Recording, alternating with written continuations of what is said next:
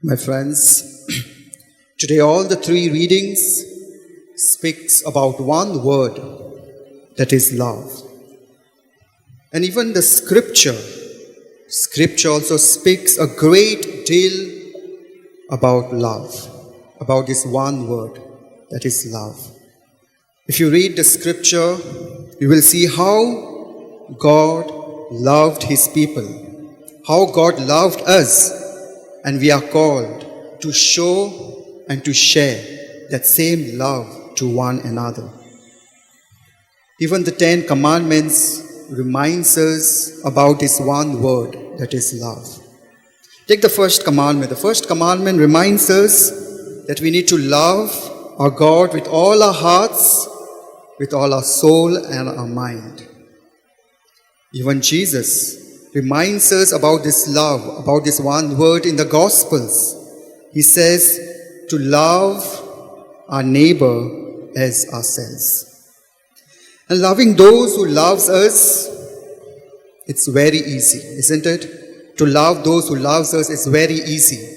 But the challenging part of a Christian life is to love our enemies, is to love those who hate us. And in the first reading, we have heard how David loved Saul. The king Saul hated David for many reasons, but it is David who loved his king Saul. In the first reading, we have heard the king Saul is angry, is furious on David because David was rising up. He was a rising star. David was becoming popular in his kingdom. Many people in his kingdom started liking David and not liking the king Saul. So the king Saul hated David because everyone is liking David. And likewise, we too hate others when we see people becoming popular. We too hate others when we see people rising up. We too hate people when we see people are rich. We are not rich, but people are rich. Our neighbors are rich. We too act like Saul most of the time. But it is David who shows compassion and love. One night when Saul was sleeping in his camp with his army, David had an opportunity to end the life of his king, Saul. But he doesn't. He decides to spare the king's life. So in today's gospel, Jesus is telling us to love our enemies, to love those who hate us. His words are crystal clear. Jesus is telling us, listen, love your enemies. Do good to those who hate you. Bless those who curse you. And pray for those who abuse you. This is not an optional. It's a command. It's not for everyone, but it is for the disciples who listen to Jesus. One might say, as a human, we have a human instinct. Human nature is to retaliate, to take revenge of those who hurt us. It's a first instinct to take revenge.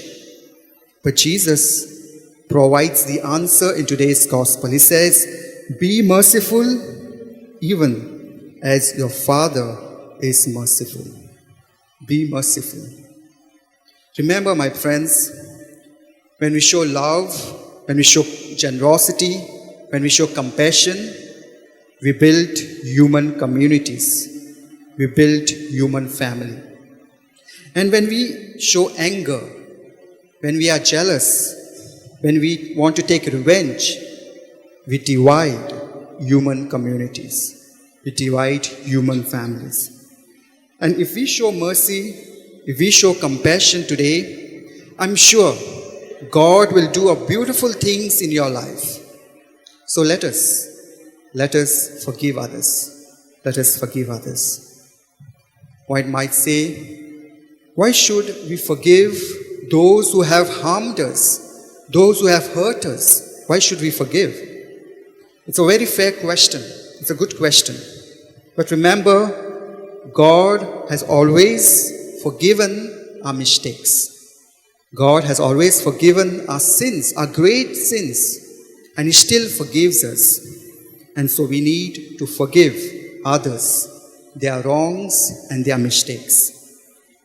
And we, Christians, if we forgive others, if we love others, show compassion and mercy, we can joyfully proclaim to the world that it is possible to overcome evil with good.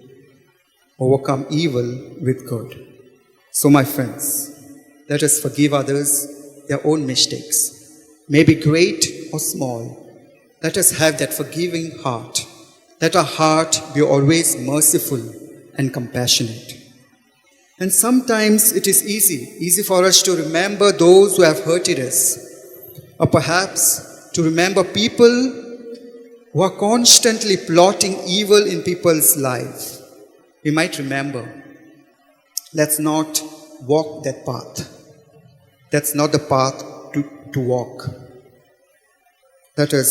We must do the opposite. Remember the good things. When someone comes to you, today or tomorrow, someone comes to you with a nice, juicy gossip. Okay, come, let's discuss about this so-and-so person. Let us say, yes, perhaps, but he or she has wonderful good qualities. Let us discuss that.